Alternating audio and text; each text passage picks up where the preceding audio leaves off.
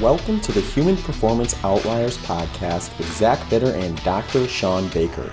Sean is a strength and high-intensity athlete and coach, setting personal records into his 50s.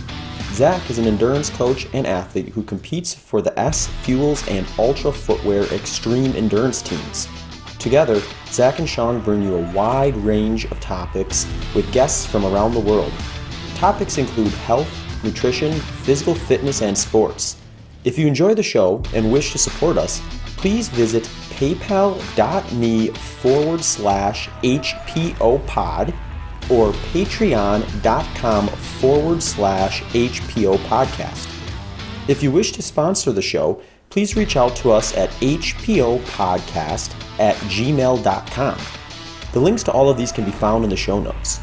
Finally, please consider subscribing to us on your favorite podcast listening platform, or for the video versions of the show, head over to YouTube and search Human Performance Outliers Podcast. If you enjoy a show, please consider sharing with your friends and family on social media. Now, on to the next topic. All right, folks, thanks for tuning into this episode of the Human Performance Outliers Podcast.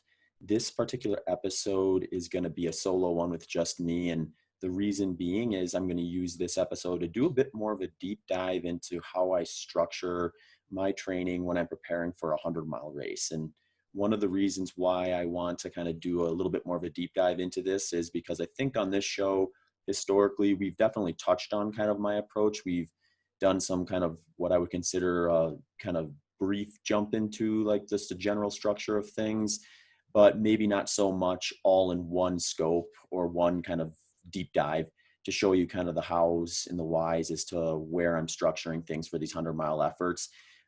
Also, just a little bit of a way to maybe share with folks who aren't as familiar with ultramarathon training, because I think when you look at ultramarathon on paper, or you look at like kind of what an ultramarathoner is doing on race day, it oftentimes just looks like a lot of slow, long days out there on the trails or the roads or the track or wherever you happen to be doing this type of an effort. And that can kind of get projected into this mindset that if you're doing ultramarathons, you just got to run a lot of long, slow miles all the time. And that's kind of the way to get ready for these things, which I don't find to be the case a lot anymore. I think historically you'd maybe see a lot of that just because the long, slow stuff is very specific to race day intensity. It's going to be the kind of the bread and butter of the final touches of a training plan, in my opinion. But that kind of leaves out some of the stuff that you're doing to kind of prepare yourself for that phase of the training or that part of the structure that is going to be kind of the race day specific things. So I thought it'd be fun to kind of highlight some of the other areas as well as that component of the training, so you guys can get a bit of a look into kind of like what I'm doing throughout the course of a full training cycle. And for this particular description, I'm going to use a 100-mile training buildup. And the reason I say that is just to give you a little bit of context, because with ultramarathon, you get this like massive kind of umbrella of different distances and different terrains in which you're going to compete. I mean, when you think about it, we're looking at things from about 50 kilometers up to events that take 6 days to complete, and some things even longer than that. And then they're all kind of considered ultramarathons. So it gets a little confusing to people when they just hear ultramarathon as to what exactly they're doing within the context of that. And the reason I share that with this particular description is because I would do things differently if I were, say, going to be training for a 50-kilometer race versus a 100-mile race. The order of operations of how I would kind of plug in specific workouts and the timing of all that stuff would be different. So in order to not confuse people in that, I like to kind of share that aspect of it and bring that context in. And the 100-mile distance just happens to be kind of my favorite, the one I focused on the most in my ultra running career. So it's the one that made the most sense to do the deep dive in for me. One other thing I will share is this is very specific to my training. So take that with a grain of salt in terms of like what maybe you would want to do or what you maybe see someone else doing with their own training. Because there is this big individual component, I think, and you're going to get a good look at kind of my philosophy of how I would structure a plan for someone else. But I would also be scaling it to the individual by doing a really good hard look at kind of their training history, how they've responded to volume, how they've responded to intensity, what were their injury risks, what their purpose is, and all sorts of different things that we're going to be looking at when we're scaling to an individual level. But you can get a good idea of kind of like where my my direction or my philosophy would be going if I were programming for someone else besides myself too, by taking a listen into this podcast. But when you listen to this, if you do have questions that kind of pop up as I'm going through these things, please collect them and send them my way. I'd be happy to do a follow-up episode or here, or just chat with an individual over email and things like that if they have questions about kind of the hows and the whys. Because even a deep dive into something like this will leave some things out, since we are going to be looking at an entire training cycle, kind of from start to finish, from building up towards 100 miles. So here we go. The thing that I kind of use to guide the training or the build up is starting kind of from the end, or looking at what the end goal is. So for the end goal here, we're looking at a 100-mile race. So I want to be thinking about kind of two things here. What intensity is it going to be for 100 miles? And what environment is that going to be taking place in? And the intensity is key, because I'm going to always be building my plan from least specific types of things earlier in the plan and moving towards the more specific things that I'll be using on race day as I get closer to that race day.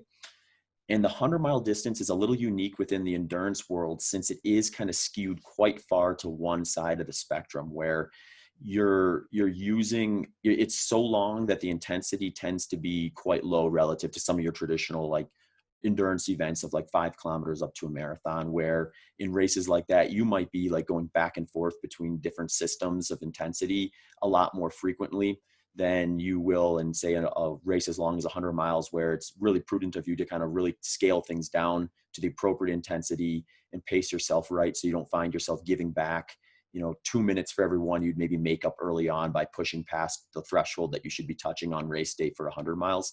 So since it is skewed so far to that one side, a lot of times I'm programming my stuff to be a little more kind of a focus on a specific system at one time, and really developing that and then moving on to another one, versus kind of blending these systems together.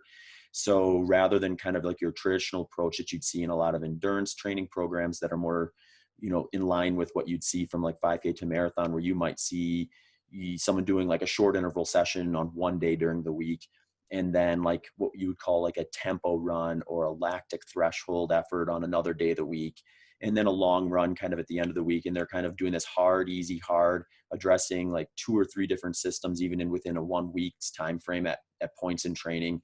My ultra marathon 100-mile stuff's going to be a little more compartmentalized, where we will do all of those things, but we will focus in on one of them at a time, more or less. So the start kind of depends a little bit as where I'm at from my previous training. So I want to make sure I have a very strong foundation from the aerobic standpoint.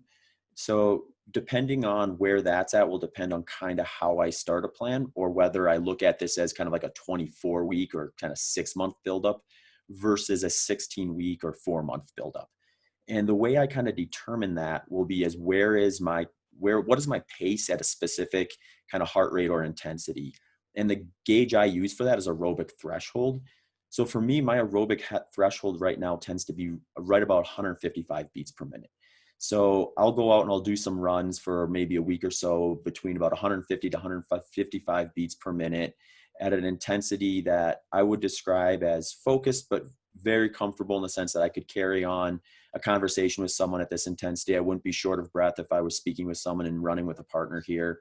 But it takes enough focus where I'm just not out there kind of like jogging around at a very low intensity either. So it's kind of akin to what you'd maybe consider like a zone 2, like a high zone 2, low zone 3 in some cases, if you're someone who's looking at a more like zone structure of training, which most will kind of have a 5-point zone with 1 through 5, 1 being the lowest intensity, 5 being the highest.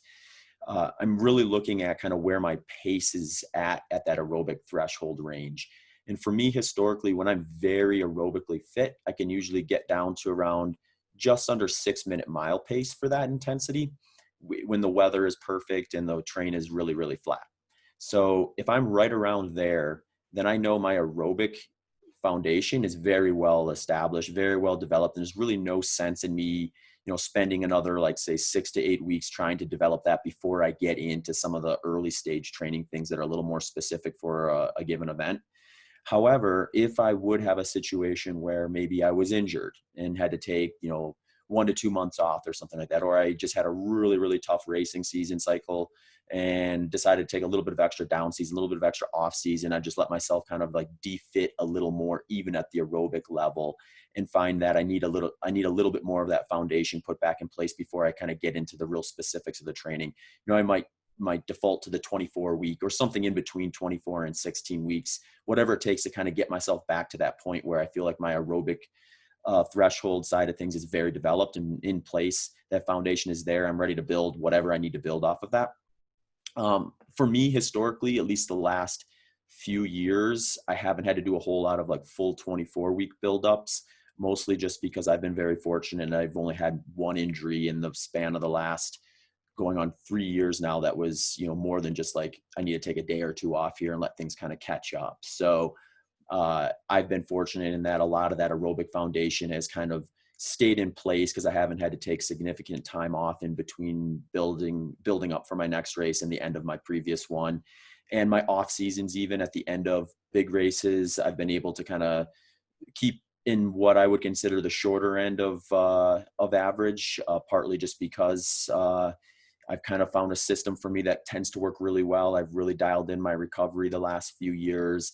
And it seems like I'm looking at about maybe a 2-week window between, or a 2-week off season, a lot of cases, before I can kind of start gradually looking into structuring my training again after a big race and in preparation for another one. So with 2 weeks kind of unstructured off season, that's not going to be enough time to really put a huge dent into my aerobic development, especially considering that I'm really hammering in that side of the intensity window near the end of a lot of training plans for 100 miles, because they just tend to be more specific to the intensity I would use on race day. So these things all kind of just go into the timeline side of things. They're less important from just kind of the order of operations, unless, like I said before, if I would go out and I would do that run of where I'm targeting kind of that aerobic threshold intensity perceived effort, which for me, that 150, 155 beats per minute is pretty close to where I would be at for that. And I'd find, like, let's say I'd find that like I can only run a 7-minute mile during that at that intensity. Then I would know I would need probably a few weeks to kind of hone that in a bit before getting into kind of the specifics of the buildup for that.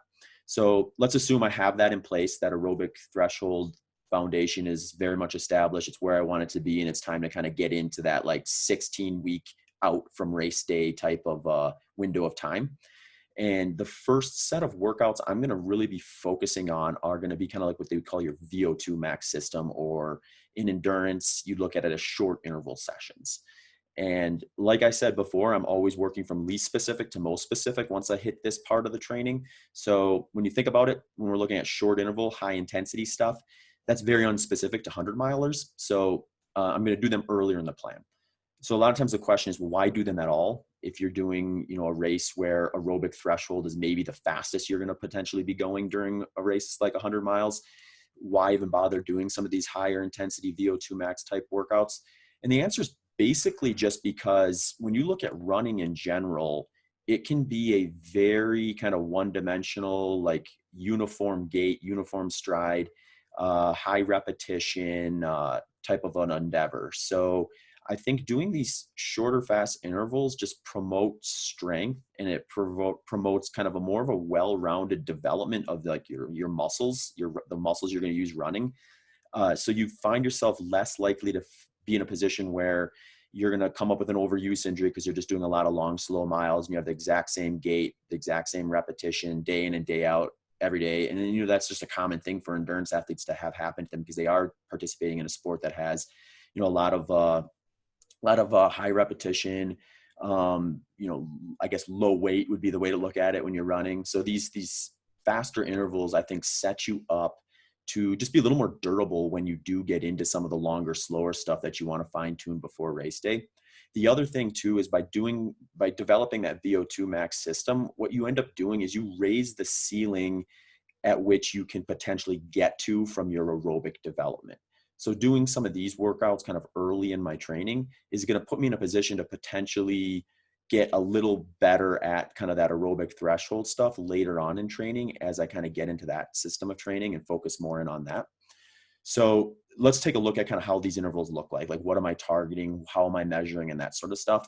So these intervals are short. For me, they're rarely going to be going past, say, 4 minutes. When I get into like the meat of this training site, part of this training system, I'm usually targeting between 2 to 4 minutes. And the reason I'm looking at 2 to 4 minutes is because that is kind of the sweet spot in terms of an interval that's long enough that you have time to get up into that system and really kind of expose your body to it. But short enough that you can kind of stack enough on top of one another and maximize the amount of volume you can accumulate, say, over a given week. So I might start this off with doing some intervals that are shorter than 2 minutes. But those are basically like preparatory workouts that are kind of getting me into the cycle, into the routine of kind of doing these in a way that's going to be less risky from an injury standpoint.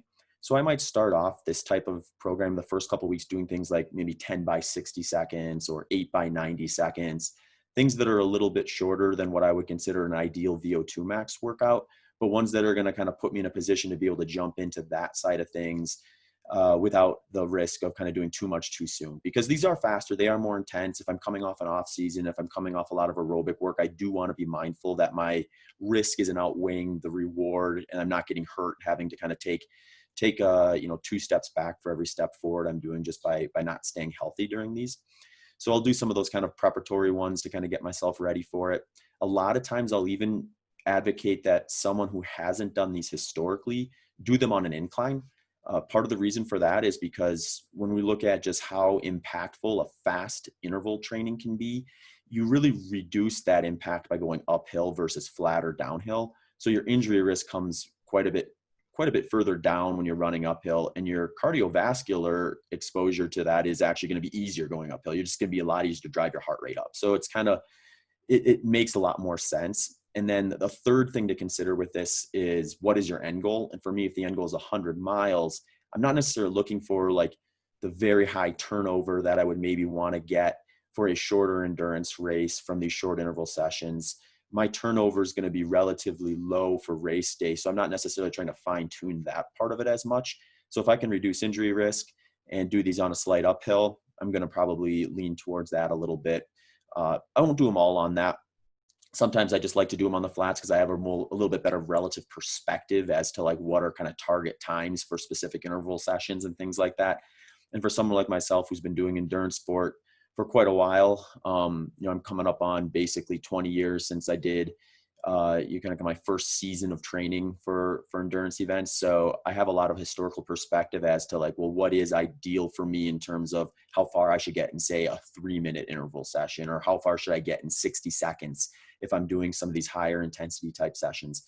And, sometimes doing them on the flats in relatively cool weather gives me a little bit better of a historical comparison. And I can know when I've kind of developed this enough in a way to kind of move on to the next system of training. So once I kind of get past that kind of those early stages where I'm feeling comfortable to target that kind of 2 to 4 minute window, I usually gravitate towards kind of 3 minutes or right around 3 minutes, just because it's kind of smack dab in the middle of 2 to 4. And I find for me personally, when I'm right around 3 minutes, I can more easily build up my total volume per week at this intensity. And the way to think about it is, like, say I decide to do 5 minutes instead of 3.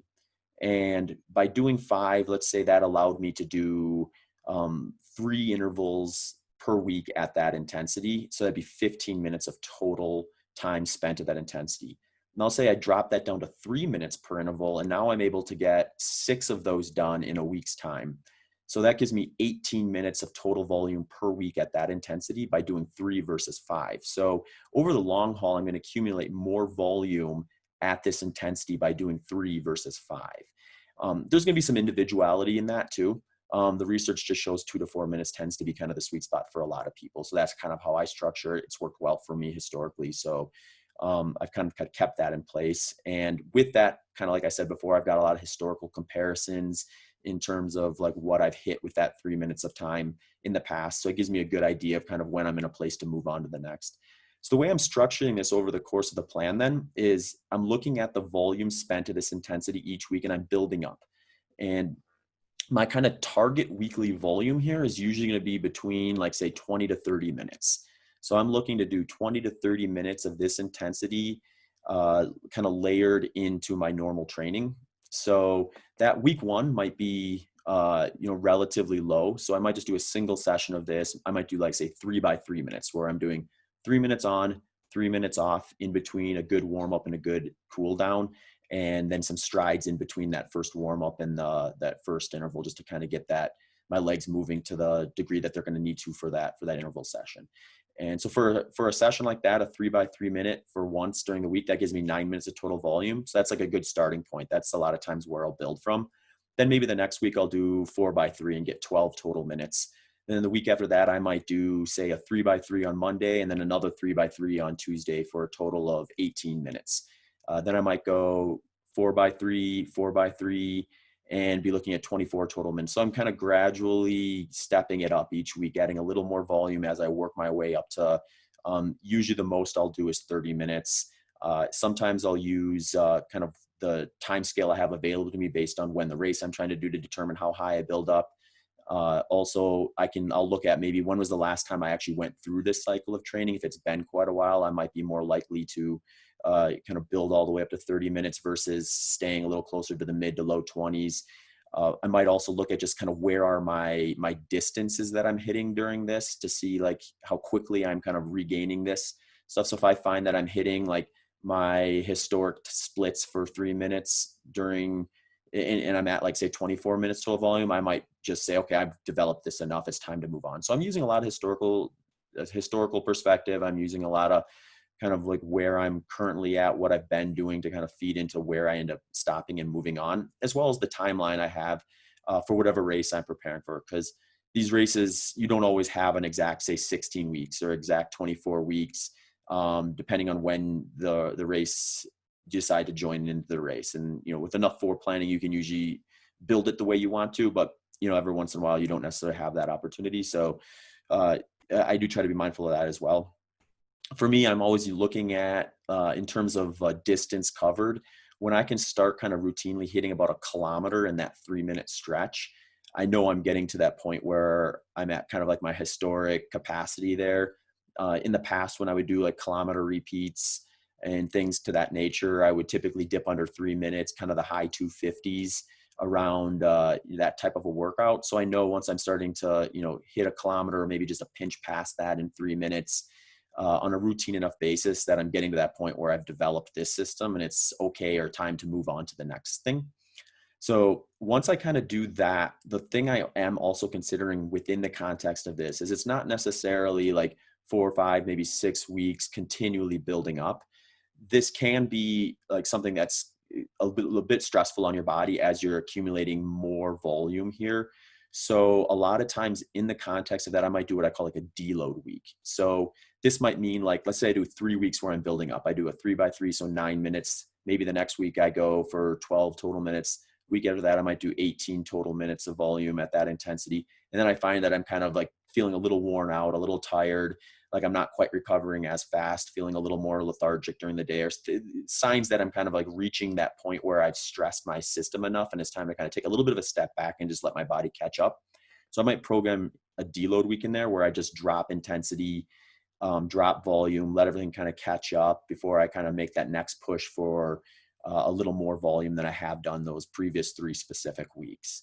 So like on a deload week, I might still do an interval session, but instead of building up from that previous week's 18 total minutes, I might just step back again to 9 and do that 3 by 3 session again once during the week and drop my total mileage down as well as I'm kind of, letting my body catch up and doing that. Or I might step away from that 3 minute interval structure altogether and just do something kind of closer to what I did in the very beginning for some of those like primer workouts and do like a 10 by 60 second just to kind of keep that in place, but not overstress my system, make sure I'm still kind of honoring that deload week and making sure my body's catching up. And then on what would end up being that 5th week after the deload, then I'll continue that build up and maybe target 21 minutes, 24 minutes, or whatever it ends up kind of being based on where I feel like my body can tolerate. Ultimately, like the grand scope with this, I'm always looking at this concept that I've talked about before of micro stressing, where I'm trying to do just enough so my body's going to take that, recover from it, and get a little bit stronger, versus doing so much in any one given session or any one given week that I need more time to recover from that than would be ideal in terms of accumulating more overall volume. So if I would go out and do, say, 10 by 3 minutes and get 30 minutes of total volume in one session, but that puts me into the ground for, like, 7, 8, 9 days before I feel like doing another workout like that. Even though I got 30 minutes of total volume in on that one workout, I may leave volume on the table by needing additional recovery days to get to my next session. So it's not always in my best interest to try to do that one massive workout. It's also possibly not in my best interest because if I do, say, a 10 by 3 minutes, it's very possible that ninth and 10th interval are going to be like slower and out of pace. And I'm not necessarily targeting the system I want to be targeting because I've kind of over fatigued myself to try to get to that. And I'm better off breaking that uh, that 30 minutes of total intensity into two sessions where I can get, say, 2 5 by 3 minute sessions that I can do a very, very good job of. So that what would end up being that ninth and 10th interval for the week are just way more high quality than they would be if they were all in one session. So that's kind of a bit of an overview of that VO2 max short interval session of the training block. All right, folks, this episode of the Human Performance Outliers podcast is brought to you by a company named Elemental Labs. Elemental Labs is a company that has created an electrolyte powder that you can mix into your drink. The reason Elemental Labs began developing the product Element is because Rob Wolf noticed that his performance seemed to suffer when he was taking part in one of his favorite activities, jiu-jitsu. And after a little problem solving, he realized that it was an electrolyte situation, specifically sodium. So he wanted to develop a product that gave him all the benefits of the electrolytes without all the additional sugars and fillers that you would find in traditional sports drinks. Element is packed with 1,000 milligrams of sodium, 200 milligrams of potassium, and 60 milligrams of magnesium, and comes in 4 flavors of orange salt, citrus salt, raspberry salt, and raw unflavored. So if you would like to up your electrolyte game, head over to drinklmnt.com/HPO. That's drinklmnt.com/HPO and place an order. All right, now back to the show. Then I'd be moving into the next system of development that I'd be looking at, which you could consider your lactic threshold heart rate or your lactic threshold intensity, or what a lot of times endurance athletes will call kind of like tempo intensity. And the way to think of this intensity is, typically speaking, for most runners, it's about the intensity you can tolerate if you were to just do 60 minutes as fast as you could. So if you had relatively fresh legs, you were pretty fit, and you went out and just ran 60 minutes as fast as you could, as evenly paced as possible, that's the intensity I'm kind of targeting during this next phase of training. And I'm going to structure it fairly similar to the way I did the short intervals. I'm just going to stretch them out to be what I would call a long interval now, or a single tempo run. Reason being is the intensity is a step lower than those short intervals that I was doing previously. So I'm going to need to do more of them from a volume standpoint than I would before in order to properly adapt this system of training. So for this particular system, I'm usually targeting between 60 to 90 minutes of total intensity during the course of a week. And I'm building up to that, just like I did with short intervals. So I'm not going to start at 60 minutes. I'm not going to start at 90 minutes. I might start at, say, 24 minutes and then build up and get closer. When I get to between 60 to 90 minutes and I feel comfortable with where my adaptations were within this system of training, that's when I would maybe move on to the next one. So the way I would maybe structure this stuff is, I'd be looking at maybe week 1, I would do, say, a 20-minute tempo run where I'm doing lactic threshold for 20 minutes. So it'd be like a warm up, 20 minutes at lactic threshold, and a cool down. I might just do that once a week. And for me, this has been my lactic threshold heart rate historically the last year or two has been about 175 beats per minute. So I'll use that sometimes in some of the early workouts just to kind of remind myself of what the perceived effort feels like and get a gauge at what my pace is at that, and kind of get a look at kind of how long I think I'm going to need to be tapping into this system of training before it's okay to kind of move on to the next phase of training. And So using historical data, where I've been at in the past with this, where I'm at currently is sometimes the determinant of like where I start from the total volume of the first week and where I'm going to try to work up to, and all of that kind of stuff. So if week 1 is just a 20-minute tempo run, maybe week 2 is a 3x8, so I'm at 24 minutes. Then maybe week 3 is a 20-minute tempo run plus a 3x8, so I'm looking at 44 minutes of total. Then I might go a 3x10 and a 30-minute during a week, which would give me 60 minutes total. So I'm kind of doing that same thing where I'm progressively building up. Same concept. If I feel like I'm at a point where I'm overreaching a little bit, I'll do a deload week where I'll reduce volume, reduce intensity, let everything kind of catch up, and then continue to build. But I'm usually targeting that 60 to 90-minute range throughout this system with a variety of long intervals and a variety of tempo runs. Early on, it's usually 1 session per week. Near the end stages, when I'm getting up to those longer volume minutes per week, I'm doing 2. And same reasoning as the short intervals. When you think about it, if this is an intensity that I can generally do for about 60 minutes all out, if I would go out and just do a 60-minute tempo run, I guess, that's an all-out effort. And it might take me more days to recover from that than it would to get 60 minutes in a shorter time window by breaking it into 2 components. And again, since this intensity is not super specific to 100-mile intensity, I'm not necessarily trying to train my body to be able to sustain this, for like a 60-minute time frame all at once. So breaking it up, I think, is just going to be better from a quality standpoint. And it's also going to be better from an injury prevention standpoint. And it's just going to be more enjoyable. I'm not going to feel like I went out and did a workout and then I have to pay for it the next 2 days because I'm, hobbling out of bed and low energy from going too hard on any one session. So again, micro stressing concept is something to keep in mind with that. You're doing just enough to elicit a response as your body gets a little bit stronger, and then you can kind of progress a little bit, just chip away at it rather than trying to take out a big chunk all at once and then kind of pay for it afterwards a little more than what you would need to. So that's kind of that system that I'm targeting next.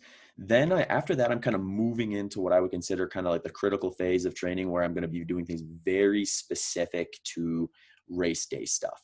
So for 100 miles for me, if it's a flat 100-miler, like a track like I did for the 100-mile world record last August, that's going to be, I'm looking at kind of my aerobic threshold as being the ceiling of what I'm probably going to want to touch on that day. So I don't want to necessarily be pushing up to my aerobic threshold on race day. If I go up to 155 beats per minute for 100 miles, I'm probably pushing a little too hard if that's the average. If you look at my heart rate data historically for 100-mile races that are more runnable, I tend to average right around 150. And that might mean early on when my legs are fresh, when I'm fully hydrated, that I'm in kind of the low 140s. And then if I execute the race properly, I might be pushing up to 155, maybe even 160 by the very, very end. And it all just kind of averages out to 150.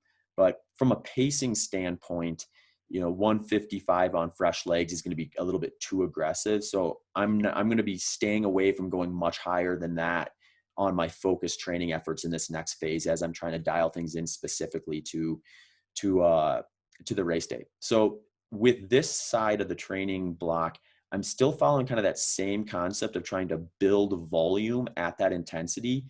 It's just kind of a continuation where I lowered the overall intensity of a given session, but by doing so, I have to increase the volume at which I do in order to elicit the response I'm looking for. So I might be targeting something like trying to run 100 miles at or just below aerobic threshold for a given training week. I might be trying to build up to that. So week 1, I might do 35 miles at that. And then, week 2, maybe I'll target 45. And I'm building up to the point where I get to these key weeks, which if you look at my training tend to be those weeks that are very high in volume, where I'm maybe hitting 150 miles in some of these training weeks.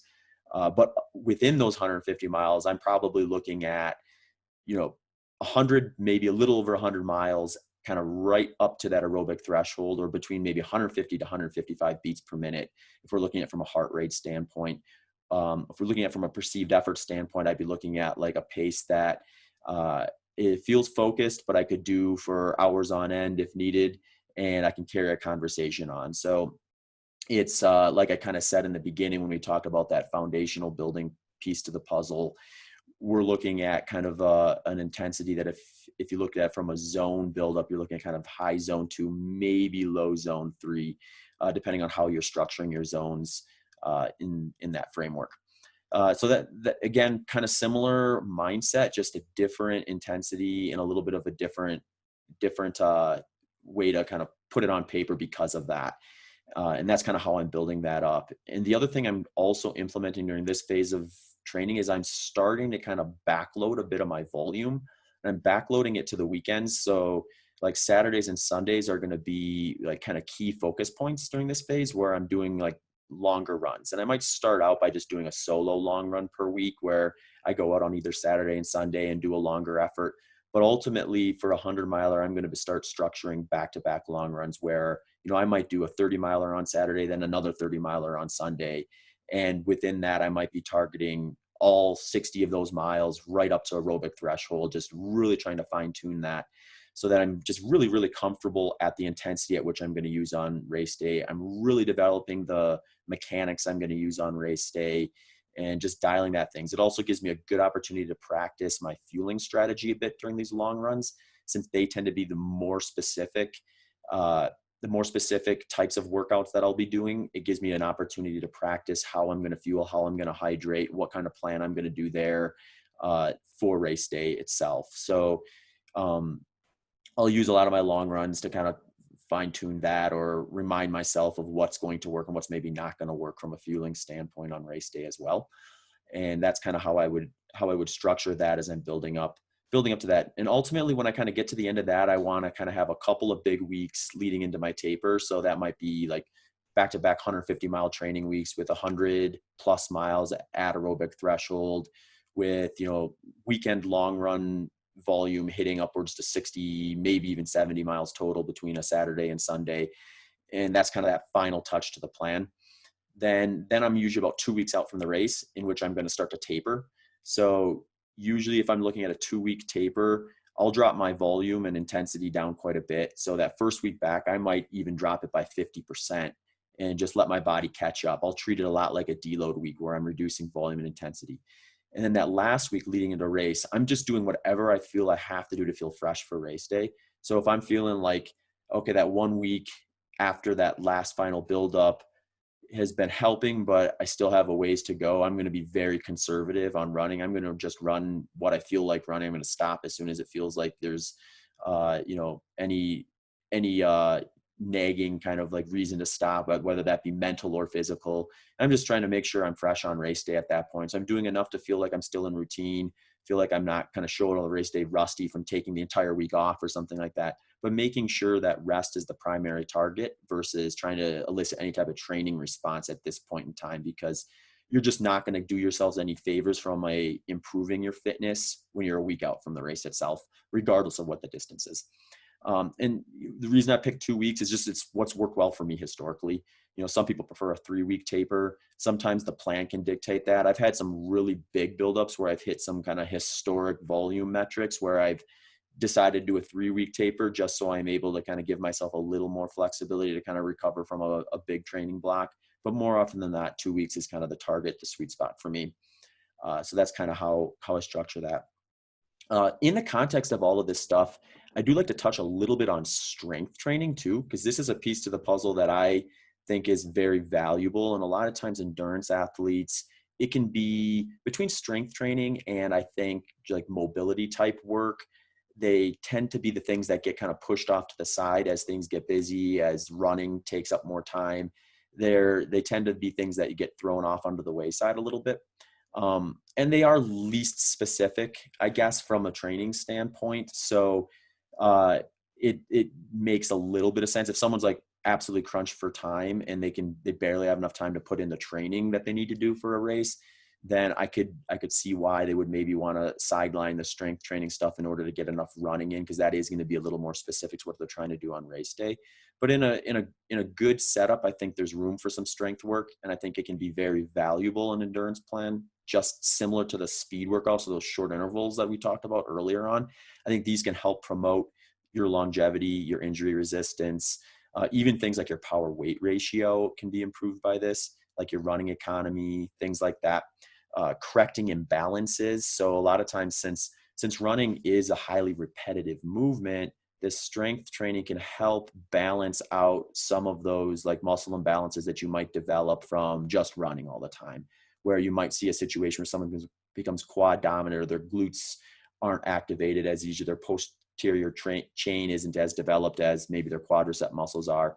And, those muscle development, skewed setups like that are just things that are going to potentially put you in a position where you're maybe going to get injured a lot easier down the road. So I think using some strength training to kind of prevent that, keep things going smoothly, and just kind of setting yourself for like a long lifetime in the sport, or being able to enjoy the sport, or just simply feeling like you have that component of your lifestyle in place, so that you age well. And, I think about that too, since I'm a professional endurance athlete now, but when I'm 60, I likely won't be competing at a high level anymore. And I'm going to want to feel good, and I'm going to want to, have, a good, strong, muscle development to lean on as I get older, and things like that too. So these are all things I consider when I'm implementing strength. And the types of strength stuff I'm doing tends to be maybe things that you wouldn't consider an endurance athlete would do. I think like of the common conception is like an endurance athlete goes into the gym and does like 300 sit-ups and 200 like dumbbell raises or something like that with like these 2-pound weights. And uh, it's that stereotype's probably there for a reason, because it's probably happened enough in a lot of cases. But if you look at true endurance strength training protocol, it's actually going to look a lot more like a power training setup, in the sense that you're going to focus on like full body movements, ones that are going to be kind of your tried and true movements, like squats, deadlifts. You'd be looking at like box jumps, things like that. Kettlebell swings are all great running related type strength movements you can do, and not always high repetition either. Usually the highest rep range I'm going outside of kettlebell swings with some of these core movements like squats, deadlifts, box jumps, and things like that is about 10 reps. And I'm going to do those kind of earlier on. I might do say like 5 sets of 10 reps of a weight that I could get probably 12 to 15 times if I had to go to failure. So I'm always leaving some in the tank. I'm not going to exhaustion. I'm doing kind of just enough to get what I'm looking for from it without having it compromise my next running workout. And, early on in the training, that might be up to 10 reps. Kind of in the middle of the training plan, I might scale that down to like 5 reps. And then by the end, I might even scale that down to 2 to 3, all with the mindset that I'm trying to leave a couple in the tank, like 2 reps in the tank, sort of a mindset. So, though that's kind of how I'm working through this, or layering in the strength training through it all. Another thing I do quite frequently throughout the course of the training is some mobility work. And some of this is very specific to me, but it's not super uncommon within endurance athletes. Is one thing I recognized as I got about 6 or 7 years into ultra running is I had very, very immobile ankles, very tight ankles, and tight hips.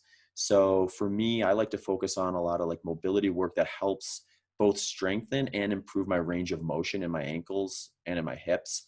So I'll be doing some of that stuff from time to time. I try to keep a lot of the stretching and the mobility away from the training. So if I do like a big workout in the morning, I'm not going to necessarily do those things before the workout. I might do them later in the day or after the workout, so that I'm not kind of starting out with like kind of like stretching type stuff before, or things that could potentially not be in my best interest from a performance standpoint if I'm doing especially those short interval sessions. One thing people should be mindful of is when you're doing those more like short interval sessions, static stretching isn't necessarily going to help you. In fact, it might lower your potential within those type of workouts, or put you in a position where you overextend a muscle and end up pulling it or something like that, which is going to put you behind schedule and not improve. So if I do any type of like preparatory work before a speed session, it would be more of a dynamic stretch. So like more like lunges, leg swings, things like that. They're more dynamic and less static in nature.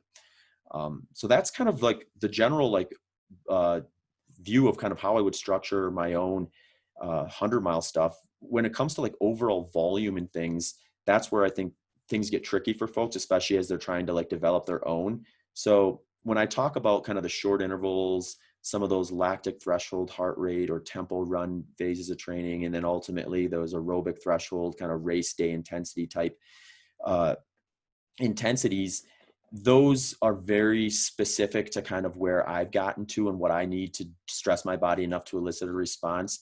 So like what I'm doing in between those sessions will be very specific to the volume that I've been able to tolerate within the context of that in the past.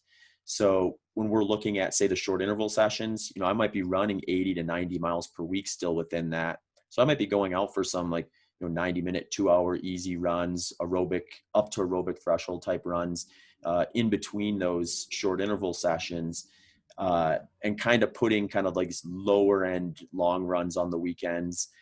But those are all relative to me. So like it's going to always depend on the person in terms of how much extra volume you add to those other systems of training.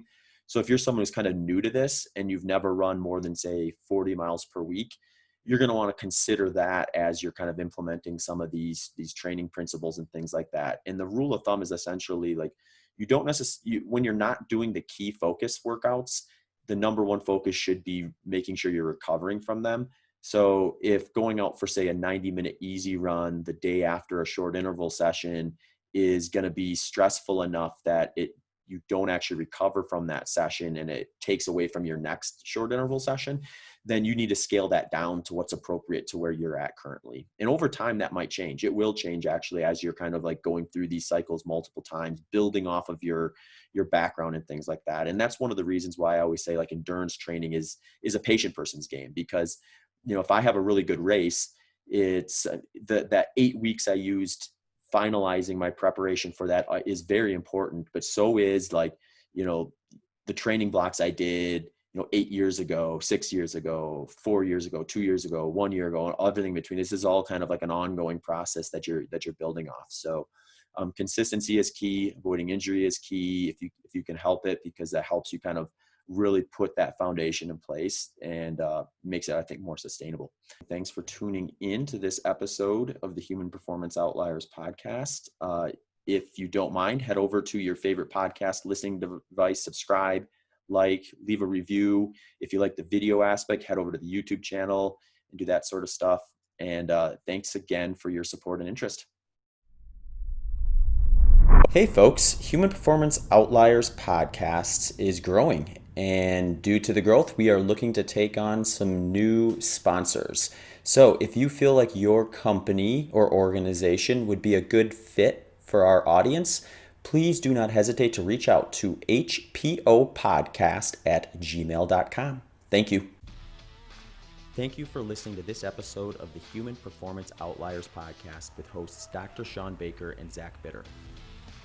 If you enjoyed the show, please consider following us on social media and checking out our websites. Links to those can be found in the show notes. Also, if you have any questions or comments, please do not hesitate to shoot us an email at hpopodcast@gmail.com. Thanks again for tuning into the show.